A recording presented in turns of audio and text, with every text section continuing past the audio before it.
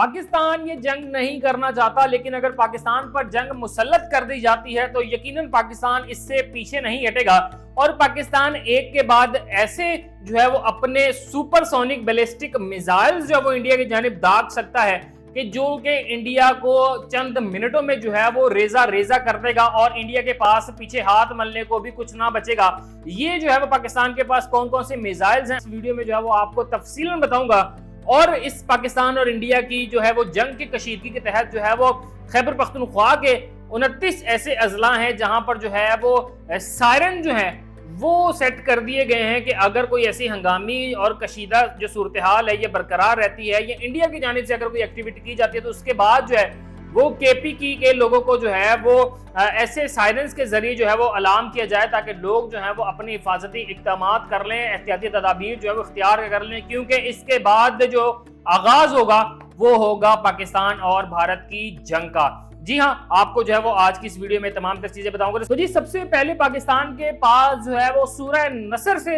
जो है मंसूब किया हुआ जो एक मिसाइल है नसर मिसाइल, इसके बारे में आपको बता दो कि सबसे पहले जो ये ऐसा मिसाइल है कि जो बहुत जो है वो छोटी रेंज के लिए इस्तेमाल किया जाता है और ये तकरीबन 60 किलोमीटर तक जो है ये अपने टारगेट को बड़ी जो है वो जबरदस्त तरीके से जो वो हिट करता है। और इस छोटे से टारगेट अचीवर को जो है नसर नामी ये जो मिसाइल है ये 60 किलोमीटर तक तो की रेंज में जो है वो अपना टारगेट को जो है वो हिट तो करता है, लेकिन इतना खतरनाक मिसाइल है कि उस इलाके की जो रेंज है इसको इतना ज्यादा हिट करता है कि वहां पर आसपास जो है वो बाकी कुछ बाकियात जो है वो मौजूद नहीं रहते। इसके बाद जो है वो पाकिस्तान के पास जो है वो शाहीन 1 जो है ये एक ऐसा मिसाइल है जो 1000 किलोमीटर तक की रेंज में जो है वो अपना टारगेट को जो है वो हिट करता है। और अगर इस मिसाइल को पाकिस्तान ने इंडिया पर जो है वो लॉन्च करेगा तो उसके बाद जो है ये 1000 किलोमीटर की रेंज में आने वाले इंदौर और लखनऊ को जो है ये बुरी तरह जो है वो नुकसान पहुंचा सकता है। इसके बाद जो है पाकिस्तान के पास गौरी 1 आता है।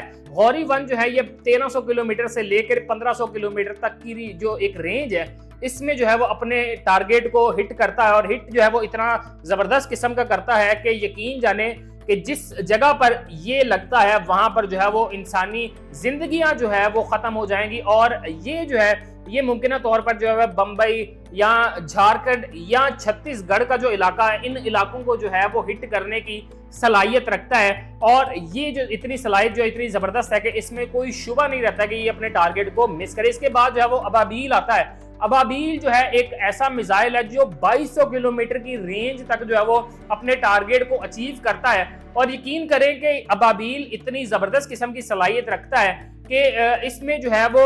इतनी ज्यादा किस्म की जो है वो फीचर्स हैं, इतना ज्यादा जो अपने टारगेट को अचीव करने का जो है वो इस पर जुनून अगर मैं कहूँ तो गलत ना होगा। अगर 2200 किलोमीटर की रेंज वाला अबाबील हिट करेगा तो यकीनन जो है ये इंडिया के चेन्नई और बेंगलुरु का जो इलाका है इनको जो है वो टारगेट करने की सलाहियत रखता है। इसके बाद जो है वो गौरी 2 आता है। गौरी 2 जो है वो नागालैंड तक जो है वो टारगेट करने की सलाहियत रखता है। गौरी 2 के बाद पाकिस्तान के पास पाकिस्तान का ऐसा सुपरसोनिक बैलिस्टिक मिसाइल आता है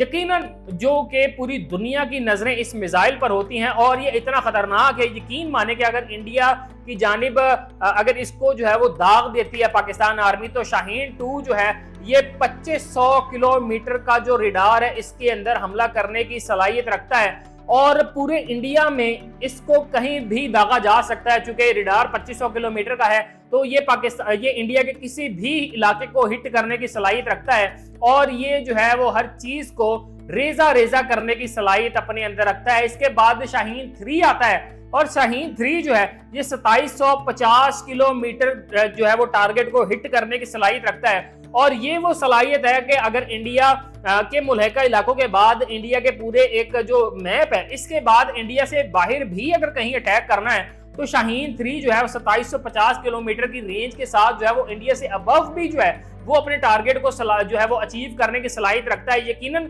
ये पाकिस्तान की ऐसे मिसाइल हैं जो कि अगर जंग में इस्तेमाल कर दिए जाएंगे तो इंडिया का जो है वो इंडिया को जो है हाथ मलने का जो है टाइम नहीं मिलेगा, इंडिया को अफसोस करने का टाइम नहीं मिलेगा। इन मिसाइलों के इस्तेमाल के बाद यकीनी तौर पर जो है वो इंडियन आर्मी को जो है वो रिएक्ट करने का टाइम भी नहीं मिलेगा और इनको जो है वो अपने घुटने टेकने पर मजबूर कर देंगे। ये पाकिस्तान पाकिस्तान के वो मिसाइल हैं कि यकीनन जो पाकिस्तान को जो है वो एटॉमिक पावर के साथ जो है वो आर्मी और मिलिट्री को जो है वो इतनी जबरदस्त किस्म की जो टारगेट अचीव करने की सलाहियतें जो वो देते हैं कि जिनको देखकर जो है वो दुश्मन जो है वो थर थर कांपते हैं। और इन टारगेट्स की वजह से ही जो है वो इंडियन आर्मी के ऑफिशियल्स जो हैं वो आज से चंद दिन पहले ये अलग ऐलान कह भी चुके हैं कि हम इस हालत में नहीं है, हम इस काबिल नहीं है कि पाकिस्तान से जंग करें। जिस पर जो है वो इंडियन सहाफियों ने भी जो है वो गुफ्तगू करते हुए कहा है कि इंडिया इस वक्त जो है वो इस हालत में नहीं है कि वो पाकिस्तान का जो है मुकाबला करे। तो यकीनन पाकिस्तान के ये जो है वो सुपरसोनिक बैलिस्टिक मिसाइल्स ही हैं जिनकी बदौलत जो है वो इंडिया जो है वो पाकिस्तान पर अगर खुदा न ख्वास्ता हमला करता भी है